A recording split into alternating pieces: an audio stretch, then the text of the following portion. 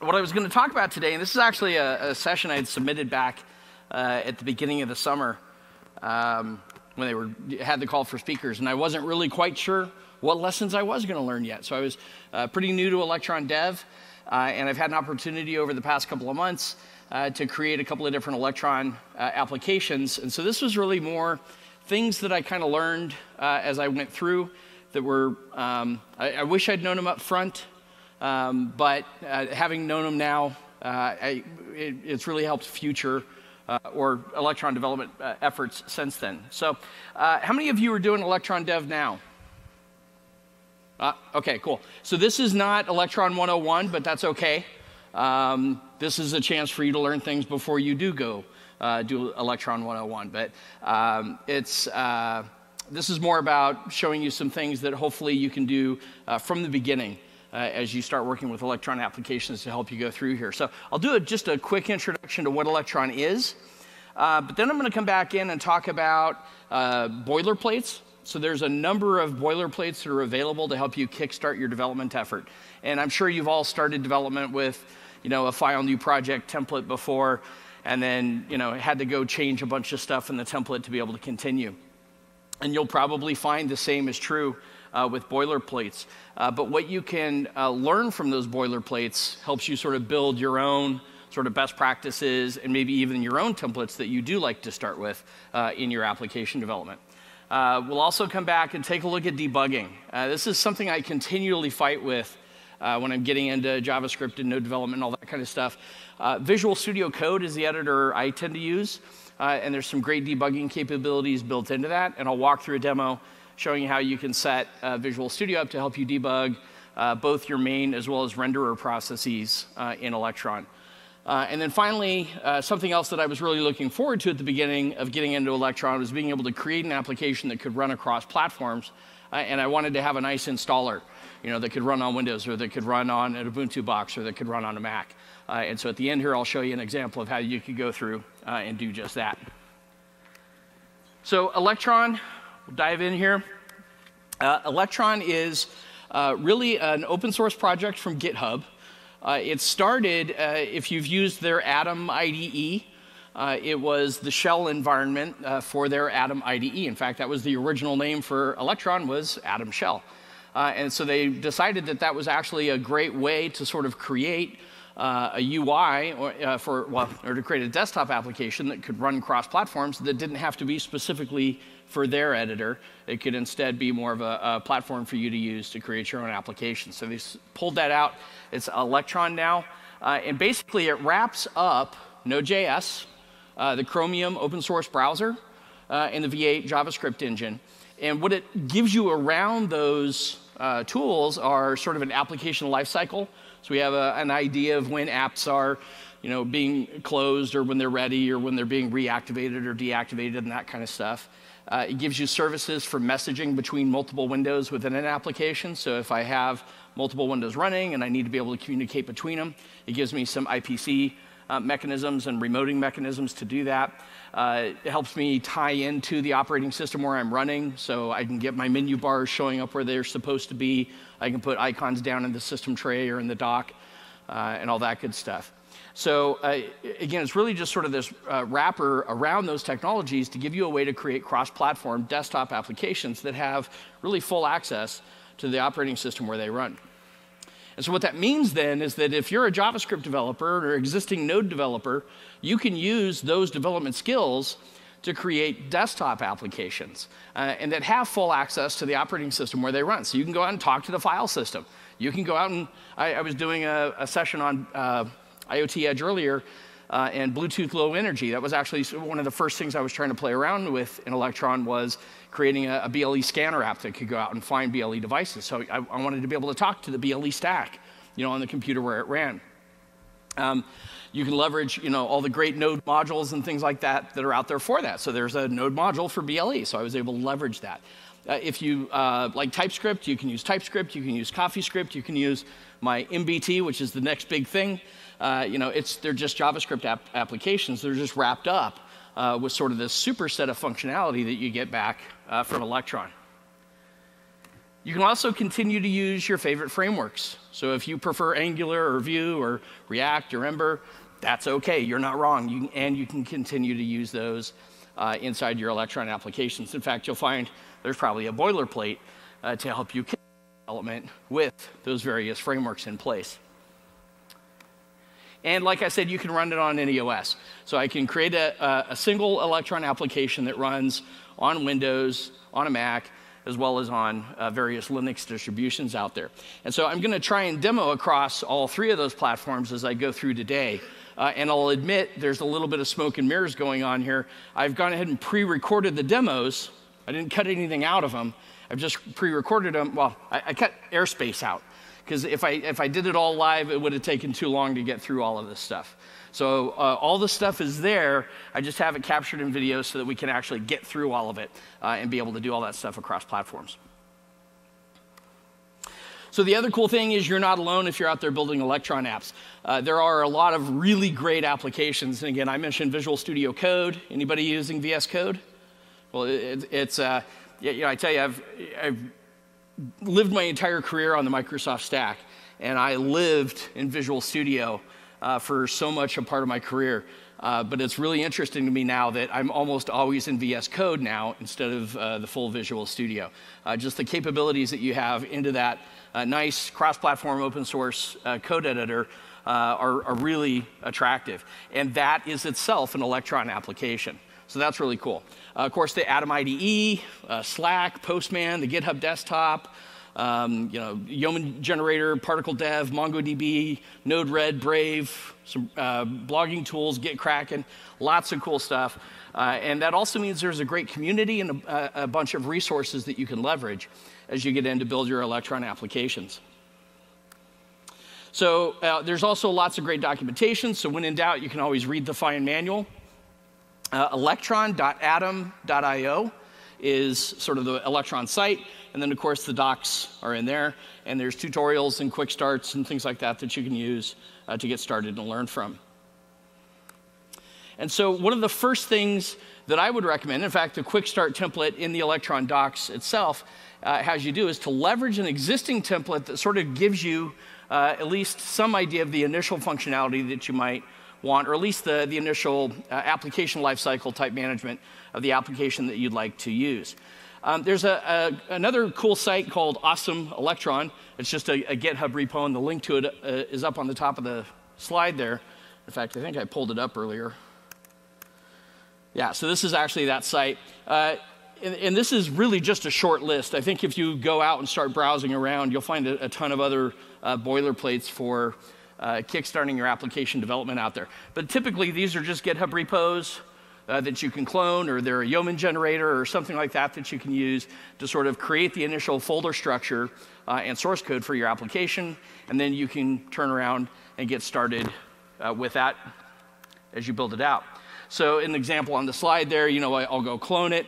If you clone it out, in fact, I should have written this differently. I show removing the origin. You can just delete the Git folder and sort of disassociate that clone with Git, and then just re-add it into your own repo. But I'll sort of demo this model here. So once you play around with this, in fact, that was one of the things I wish I'd done more of at the beginning. So that's sort of my first lesson learned there is to try out a bunch of the different templates. You might also, if you're already invested in Angular, if you're already invested in Vue or something like that, certainly continue to do that. But I'm not a big front-end, web dev. So for me, it was kind of, I don't know which one to use. So I would strongly recommend that you go through and pull down some of those boilerplates that have those different frameworks already implemented in them so that you can get an idea of which one sort of makes sense to you. Pull the best practices in from the ones that you like. Build in, your own frameworks or things like that. Include helper utilities that you build over time. And that then itself can just be a GitHub repo that you then use to clone and kickstart your own application development off of. And if it's good or if it makes sense, share it out with the community so other people can leverage it. So the first demo I'll do here is just sort of using one of those boilerplates to kickstart an Electron application development. I'm purposely choosing the quick start template from the documentation so that I'm not getting mired down into Angular or Vue or React or Ember or whatever it is. The process is going to be the same, whatever it is that you choose to go do. So I'm just going to use the Electron Quick Start demo here. So I've got my GitHub repo up here, and this is where I want my project to go. So I'll go create a new repository, and I'll just call it ELL demo for Electron Lessons Learned Demo. Give it a description, and then I'll go ahead and let it create that repo. And so at this point, it's empty, but I have this ELL demo repo now where I can now dump in my template, or maybe this is my application, depending on whatever it is you're going to use it for. So I'll jump over to the Electron documentation into the Quick Start tutorial, and you would certainly want to take the time to read through this. There's a number of files that are in there, and this Quick Start template helps you sort of understand the concept of processes, the main and the render processes, et cetera. But down at the bottom, they give you some documentation on just how to go use this template, and it kind of starts out with this git clone. So I'm going to jump over to my command prompt on my computer, and I'm on Windows, so I'll use PowerShell, and go ahead and run that git clone. And that's going to pull that template down to a folder on my local computer, and I'll just name the folder the same as the repo I made, because that's going to be where I end up pushing it. And so I can change into that folder, and there's actually a package.json that has a dependency on Electron. So I'll go ahead and do an npm install, and that's going to pull down the Electron npm package so that my Electron application will run. And then when that's done, there's a script called start in the package.json that I can use just to run it. So this is my Electron app. So it's really easy to get it started. And I can see it's got a title, and it's got H1 tag and all that good stuff. And so when I'm done, I can just close it, and notice that the prompt returns me back. So when I closed all the windows, it returned me back to the prompt. So I'll open it up in Visual Studio Code, and the first code that runs in there is this main.js. This is the main process. And so if I look inside that code, we'll see part of the Electron lifecycle, but in this case, I'm looking at the app object's ready event. And when that happens, we're going to call this create window function. So I'll go look at that, and this goes and spins up one of those Chromium browser windows, tells it how big to be, and then loads up this index.html as the content that goes into that browser. And if I look at that, that's where that hello world title and the hello world h tag came from. So I'll change the title, something like Brett's Electron Lessons Learned. That's actually a little long for a Windows title, or for a window title, so let's shorten it down. What the heck, let's just call it like ELL for Electron Lessons Learned. All right, and then we'll go put something a little more interesting into the H1 tag. So this is sort of where you would go in and start customizing this stuff, putting in all the good things that you want into your template and getting it ready to go. For me, it's a H1 tag, big value add. So I'll save this up, and I can test it now. I'll just redo the npm start, verify that all my stuff came in. There's the title, there's the H1 tag. Things are looking good, so I'll exit out. And at this point, I've sort of done the work. So I want to take those changes that I've made and commit them into my repo. And again, what I probably should have done here is just remove the Git folder and started with a fresh Git init. But at this point, I'll go ahead and remove the original origin, because I don't want to push it back up to Electron's Quick Start. And instead, I'll add my repo as the new origin.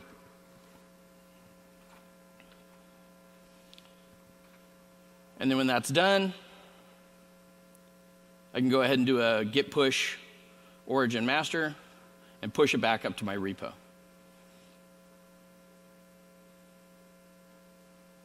So now if I flip back over to my browser into GitHub and refresh that, I see now that my content's up there and my changes there, et cetera. So now I'm ready to dev, right? And so the cool thing about that is that I've got my source code up there in GitHub, and it's ready to now either create new applications off of, or if this is my app, I'm now ready to use that on all the machines where I want to be able to develop and test this application. And so that really comes into the second lesson learned, is that if the reason you're interested in Electron is to create cross-platform applications, you need to start testing cross-platform from the beginning. So right now is a perfect time to sort of build the tool chain and the process for getting over to your Mac machine or getting over to your Ubuntu or your Red Hat box or wherever it is that you're going to run it, and make sure that you have a way of running this code, right? So that's sort of my second lesson learned there, is test cross-platform from the beginning. A great example of, I mentioned that I was trying to do BLE stuff, And you learn very quickly that the way BLE works on Windows is a lot different than the way it works on Linux, is a lot different across. So just even getting the BLE hardware stack in place to work can be a little bit of a challenge. So you want to test across platforms as early in the process as you can. And so, again, I mentioned hardware differences like BLE. There's also user experience differences, right? So, for example, on a Mac, if you close the last browser window, let's say in Safari, you open Safari up and you close the last browser window, Safari doesn't exit. The menu bar is still up there, the icon's still in the dock, right? And so I can reactivate it just by clicking on the icon and pull a browser window back up.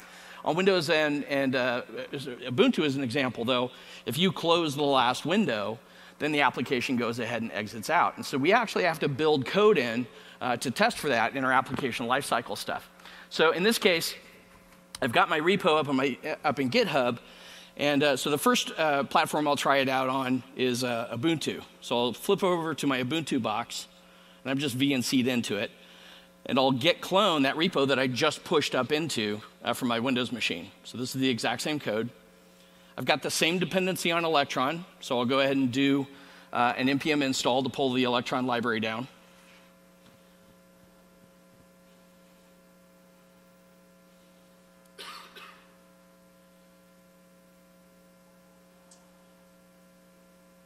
Probably could have sped that up. But at least you know it's real. All right. And then when that's done, I'll be able to use those same scripts from the package.json. Come on, Ubuntu. There we go. So I can just run that npm start. And so notice that easily again, I get an Electron application working. That, for me, is one of the greatest things I liked about Electron. But there's the same H1 tag. There's the title. Notice if I could close the window, but there's also a menu bar. So if I go up to the menu bar and quit from there, notice back at the command prompt, it exited. It returned me back to the prompt. Let me run it again. And I'll, this time, just close the window itself. And since this is the last window, again, the process is going to go ahead and terminate, and notice the command prompt returns back to me, right? So that's the behavior I would expect on an Ubuntu box. Let's as the final test here, I'll flip over to a Mac box and do the same git clone.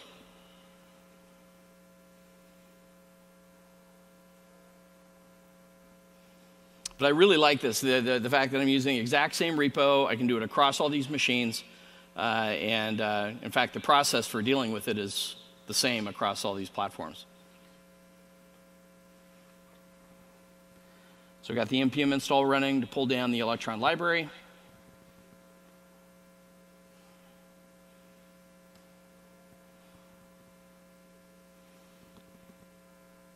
And again, do the npm start. And no surprise, this guy will come up. I've got the same window title. I've got the same H1 tag content, etc. But if I were to go to the window and close it, even though it's the last window, notice the command prompt didn't return back to the prompt, right? And in fact, the menu bar is still active, and down in the dock, I still see my Electron app icon. In fact, if I click on it, notice I get my main window back. So it reactivated that window for me. If I go to the menu bar, though, and say quit, then it actually exits the application and returns me back, right? And so that doesn't happen by magic. That's from my boilerplate. So the boilerplate built in support for the right behavior across these platforms. So if I go look back at that main.js, we saw the app on ready to create the initial window when the app was first started. But inside that create window method, after we load up the window, notice there's also we're loading the HTML, but down here we also wire up a closed event handler for the window itself that says when the window is closed, we're just going to go ahead and set it to null, so we don't have any dangling references out there. We also add an event handler down on the app object itself, and this one is specifically for when all of the active windows have closed. And if that's the case, typically we would want to quit the application if we're on Mac or Ubuntu, but not if we're on Mac OS, and the platform name for that is Darwin. So if we're on Darwin, don't quit.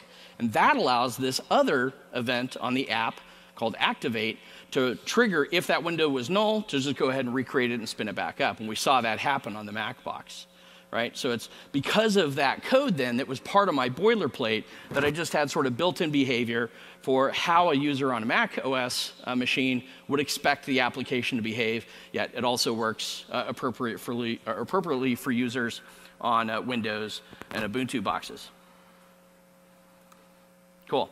So the next thing that's typically an issue for me when I start getting into a new platform or a new framework, if I'm not used to how to debug it, I end up issuing a lot of console log messages, right? So I do a lot of brute force debugging just by emitting messages out to the command prompt or out to the debug prompt or wherever it happens to be. And by the way, you get it? He's fixing a bug. Get it? See? See?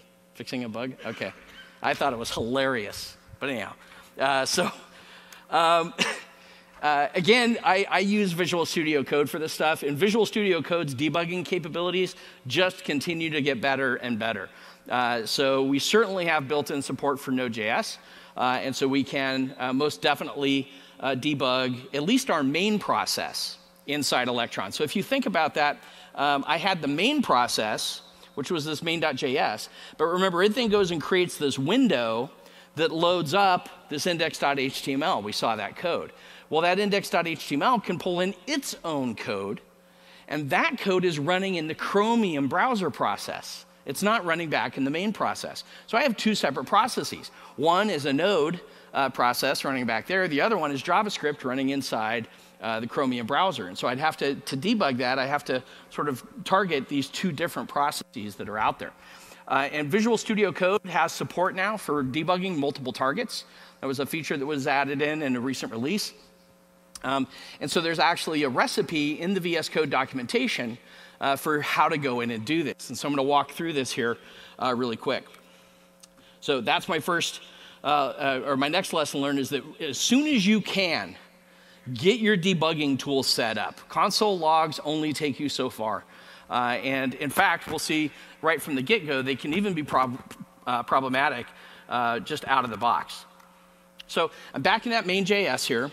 And down underneath where we create the window, I want to at least know that that window is about to be created here.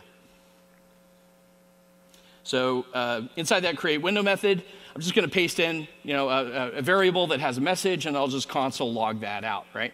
So pretty straightforward, normal stuff. And if I were to use the Visual Studio Code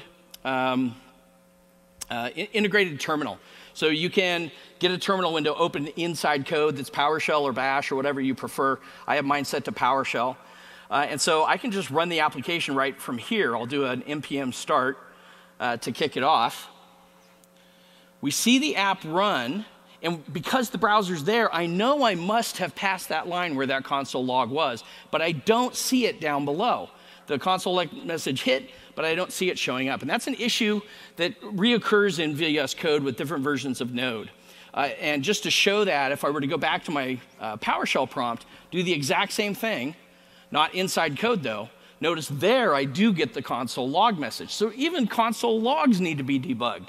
How do you do that, right? So I'll close it back and flip over to here. And so the first thing I want to do is sort of beef up how it is that I'm going about and debugging these applications here. So VS Code has a built-in debugger. I see right now that I don't have a debug config, so I'll click on the gear icon to create one for Node.js. And you'll notice that it spins up a default debug configuration for you that wants to go out and start with that main.js file. But that's not how Electron runs. We don't just run main.js. In fact, if I go back and look at package.json, you'll notice that start script is really just running the Electron process on the current folder. So that's really what I need to do when I debug. And so, and then it looks at package.json and finds main.js as the starting file. So I need to modify this, and there's actually a fair amount of configuration I want to do. So rather than type that in myself, I'm going to go back to this recipe that we have for debugging in VS Code. And you'll notice a big config. I'm going to pull these out in pieces. I'll just pull the first configuration out, and I'll go replace the default one with the one I just copied. And so this one now is going to use Node. It's going to launch it. we give this configuration a name. I'm going to call it Electron main. And if I save that up and go back to the debug panel, that's the name that actually shows up in that drop-down list up top. But it's going to use the node inspector protocol. And basically, when we start it, it's going to go into my folder's node modules and find Electron and run it. If you're on Windows, though, it's got to run this .cmd one for Windows. So notice I have a way to call out how to debug on different platforms. But otherwise, it'll start it up, listen to the debugger on port 9223, and we're good to go. I still haven't fixed my console log issue, though. So I'm going to go ahead and paste in a couple of other new options that just came out with one of the very latest releases of VS Code. And it's a console option that tells it specifically to use the internal debug console, not the integrated terminal, and that I want to capture the std out and std error streams. And that's where console log is going. So I'll add those two options in. And now, if I just hit debug, it'll go ahead and spin that process up, and then down on the debug console, notice I see that console log message coming out of main.js. So it's getting there. Looks like it's working for me. So that's cool. All right. So at this point then, I am not just getting console logs, though. I can actually put breakpoints in. So I'll come down where I would console log and put a breakpoint there. You can put it anywhere. I'll kickstart the dev process. And notice now I actually hit that breakpoint. I can hover over my variables and see their values. I've got my locals and my globals and watches and call stacks and breakpoints and lions and tigers and bears. Life is good. I can do all the normal sort of code manipulation. I can step over, step into methods, et cetera. I can allow the app to continue to run through to completion. And so this is great. Now I've got a full debug process, but I'm only debugging main.js, right? And so to show that, I'm going to go back over here. Remember, inside create window, I'll clear that breakpoint out first. Inside create window, though, we're loading up that index.html file. So in fact, that's over here in the load URL, index.html. If I open that up and look, notice that it's pulling in another script file called renderer.js. It's got no code in it, so I'm going to go ahead and paste in some console log messages there as well that tell it that it's coming from renderer. And if I were to save that all up and go back and debug, notice that I get the console log message from the main, but I'm not getting it from the renderer process. And so the reason why is that renderer JavaScript is running in the context of Chrome. And so if I go into the Electron window, when I'm in dev, this view menu is there. And this is only if you haven't created your own menu structure. But I can turn on the normal Chrome dev tools. And if I look inside there, there's that console log message actually showing up there for me. And so I want to be able to get those back in VS Code as well. So, and I want to be able to debug that Chrome process itself. I want to be able to step through that code. So I'm going to go back and install an extension in VS Code called Debugger for Chrome. And that's going to allow me to attach to the Chrome debugger. And you can do that in the browser too. By the way, there's also copies of those for Windows or Mac and Ubuntu. And so now I can go back over. I'm going to copy the next configuration out of that recipe and paste it into my debug config. And so just right down below the existing one, we'll paste that in. My formatting's messed up. Let's fix that. Cool. And so we're going to call this configuration Electron Renderer. And notice that what it's going to do is attach to Chrome. And we'll just use the same folder structure as our workspace. We'll give it a 30-second timeout. Pretty simple config. So if I save that up now, I can go back to my debug panel. And I first have to kickstart the main dev to get that one running. And I see that console message showing up and all that. But now I can go back and start a second debugger. I'll pick Electron Renderer and start debug there while the other one's still running. And so over here you can see it's attached to Chrome. And in fact, in the debug console, you already see the console log message from the renderer popping up there for me. And if I reload it, we'll see those messages now starting to show up down there. So your brute force, good old console log stuff still works. Cool, but I can also now put breakpoints in the renderer process code. And notice I hit those as well. And again, all the things that we expect from a rich debugger. I can inspect my variables. I've got the locals and globals and all that good stuff. And in fact, I can even come down to this message variable and modify it. I'll put some exclamation marks at the end of the value.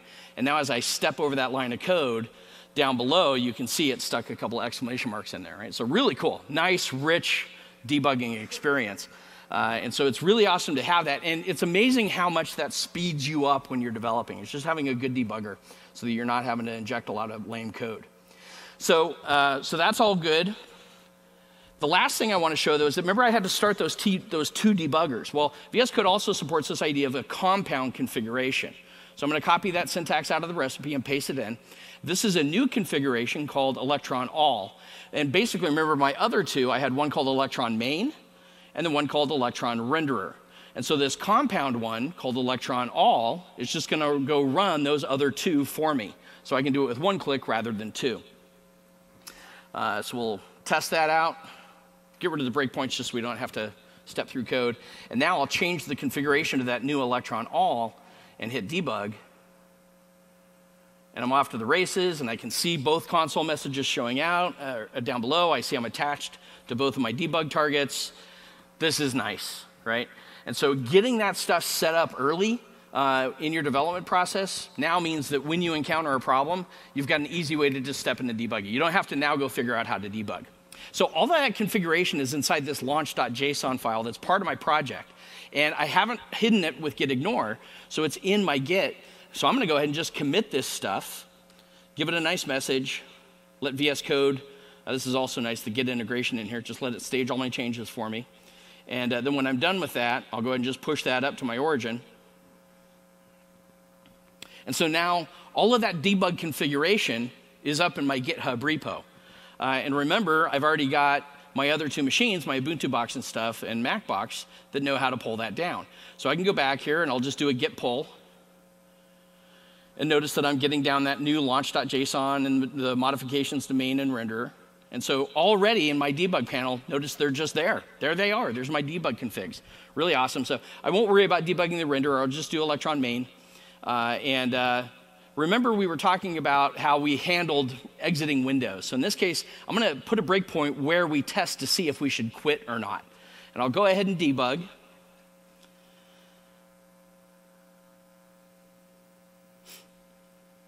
This is on my Ubuntu box, by the way, and you saw everything. I didn't do anything extra in there.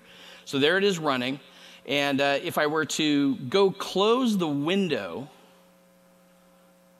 that's the last window. So this is going to be the app on window all closed. That event fires.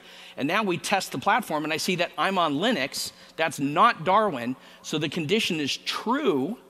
And when I step over that, the app quits. Awesome. And so now I see that I can use the debugger to just sort of understand how Electron is working or why my code is doing what it's doing. So that's really cool. Let's try it over on my Mac box then. It doesn't even look any different. It is on the Mac now, though. So I'll go to the terminal window and do the same git pull my launch config down, and jump back over to VS Code then. And this Mac box is a VM. It's slow. It's running up in Mac and Cloud, which is great to have, but it's slow. There's the same Electron main config. And remember those other events around closing windows. So this is when the window itself is closed. We'll null it. I want a breakpoint there. That same test for what platform we're on. So do we quit or not?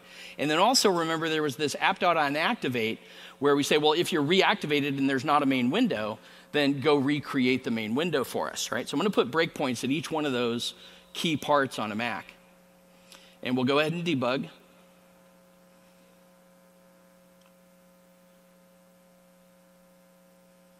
And again, I apologize for the speed of this machine here.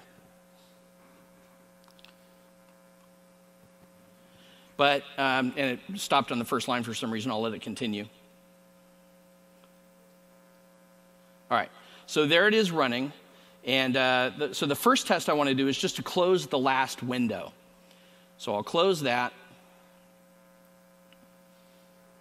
really quickly.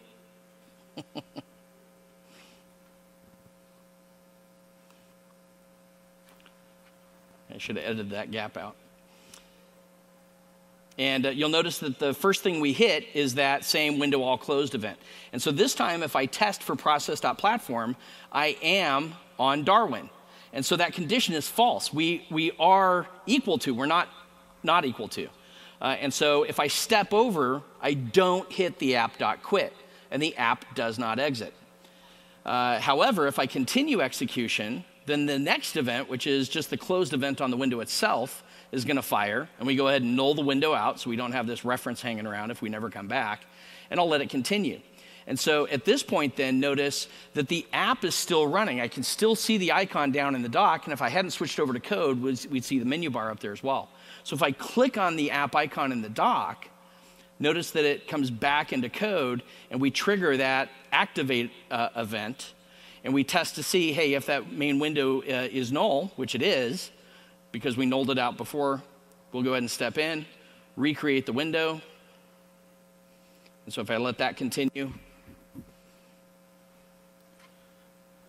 the window comes back up, right?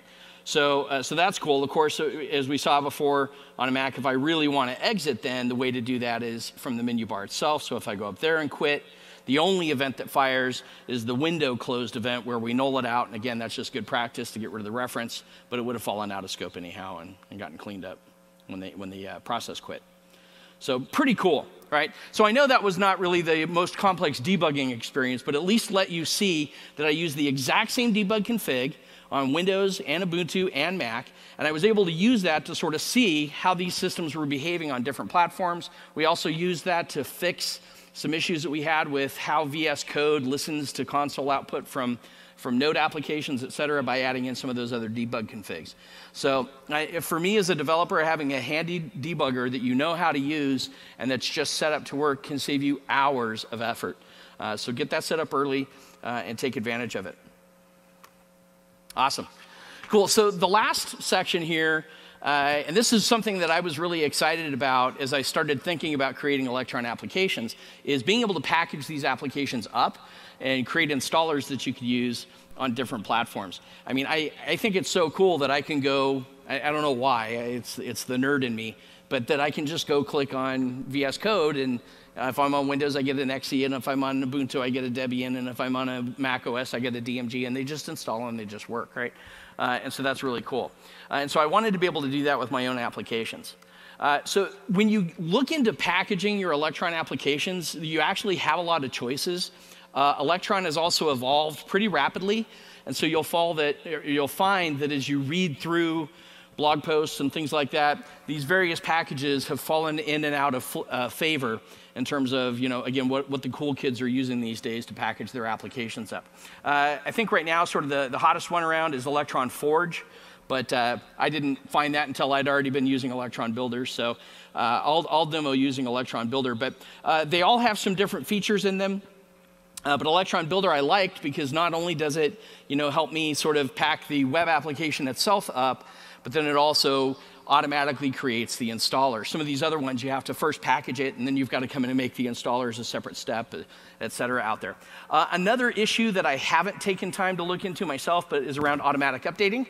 So that's something else you'd want to read about. I've given a link there. And again, if you want a copy of these slides, the aka.ms/ELL, you can grab that, and then it'll give you all of the links so you don't have to try and copy those down.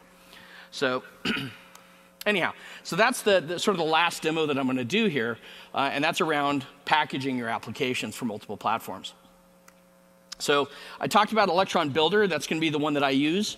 And you can jump up to, it's a Electron Userland is a GitHub repo that has a bunch of, or org I should say, that has a bunch of repos in it, around it. And this Electron Builder one is the one I'm going to use. You can read all about it. It'll help you package for Windows, Mac, various Linux distributions, et cetera. But so I'm going to come in and just go ahead and do in my project folder an npm install of Electron Builder. And I'll save that as a dev dependency.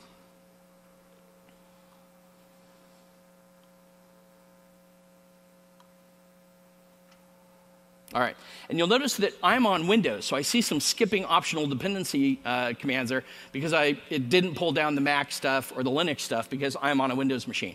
That's fine. We'll run those builds on those platforms. I believe some of those tools do support cross-platform builds from a single machine. I'm not going to get into it. The next thing I want is an icon, so I went into Inkscape and built this world-class icon for my application and exported it out as a PNG. And then you just need to get it into the right icon format for the various operating systems. And so there's a ton of tools out there. I used one called Icon Convert, or iConvert icons. I always get that backwards. iConvert icons. And you can just drag the PNG up in there, and it'll go ahead and give you a bunch of different sizes of it, as well as different formats. So ICOs for Windows, ICNSs for Mac, and PNG sets for Linux. So all I've done is basically gone and downloaded all of those icons into various target-specific platforms. One for Linux, one for Mac, there's the ICNS, and one for Win. So there's its ICO. And so basically, I'm just going to go to my project folder and then just copy those assets, that entire folder, just over into my project. So I've got the icons now into my project space.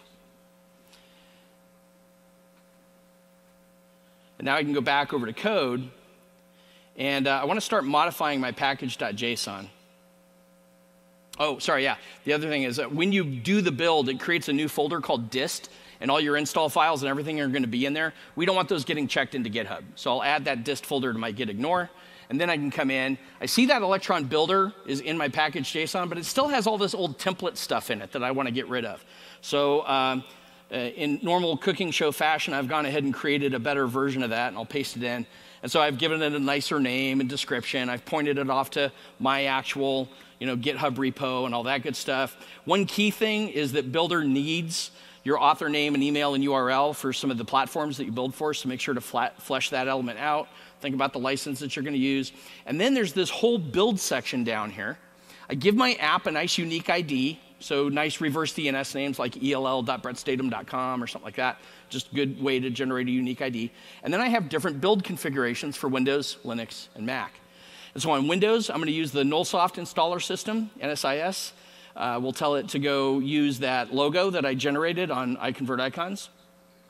And then I have one for Linux. Now, I'm running on Ubuntu, so I'm just doing a Debian one, but you can do PKGs and RPMs and a whole bunch of other stuff for other platforms. I pointed off to the icons that are off in that Assets Linux folder. And Linux apps can also have a category, and I just called it development, but utilities might have been better, but you can look up the docs. And then on Mac, same thing, I'm just going to point it off at the icon, and then use your Apple developer documentation to pull back the category that's appropriate. You will also want to be putting in here your app developer IDs and stuff. I'm not going to worry about that right now. Code signing and all that's a whole nother issue. But then we had a script called dist that's just going to go do the build per the specification on the platform that I'm running on. So not too bad. So I can save that up. And I want to go ahead and check all of this stuff back in so that I can do the builds on Ubuntu and Mac as well. So we'll go ahead and add those in, commit them.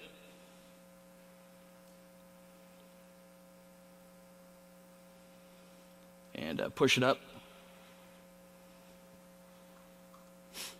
I needed to add the upstream to this so I didn't have to keep saying origin master on it, but I was too lazy to do it, I guess. All right, so I've got those pushed up. And now I can just come in and do the npm run dist. And so this is going to kick off that Electron builder process for me. And since I'm on Windows, it's going to do a Win32 build using that NSIS installer. And I cut some time out of that. It actually took a fair amount of time to run. But notice now inside the dist folder, I have an ELL setup 1.0.0.exe. That all came out of my package JSON, and it's got my icon. I can double click on it and run it, and I get an installer. And my app runs, it's got my icon, etc. The full menu's gone, so because I'm not in debug, so you'll want to add your own menu if you need those. Lots of docs on menus. I can also now go to the icon of my start menu. I can also uninstall it. Lots of good stuff here, right? So this is just now like a regular Windows application. I've got an installer. It's on my start menu. I can uninstall it. Life is good. Cool. So let's try the same thing off on my Ubuntu box. So we'll git pull, get the new package.json pulled down here. We got to do an npm install to get that Electron builder library down here on my Ubuntu box.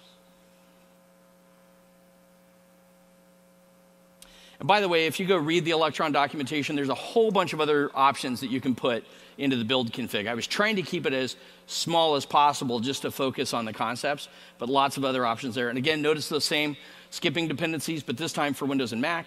And I can just do the npm run dist and let it go out and build the installer for me.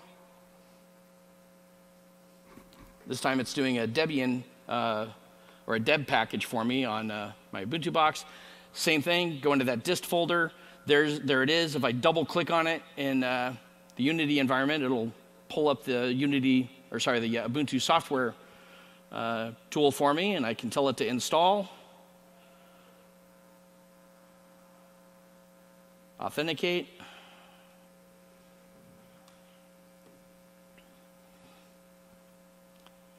and now if I just go up to my Ubuntu launcher, there's the icon for it, but I can search for it. There it is. I can click on it to run it. Notice in the launch bar on the side, I've got my icon showing up for me. There's the app, running good. I can close it. It goes away. And, of course, I can uninstall. Want to make sure people can get it off. Cool.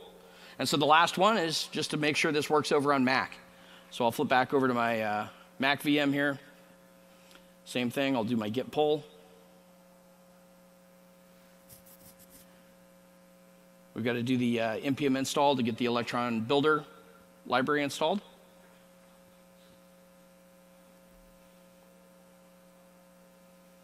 All right. And we can do our npm run dist.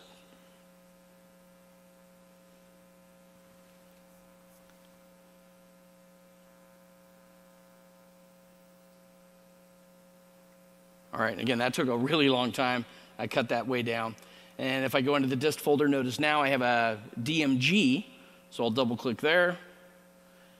And that's kind of like a zip file. All I have to do is basically drag the application package for my ELL app into the applications folder. So just drag that across.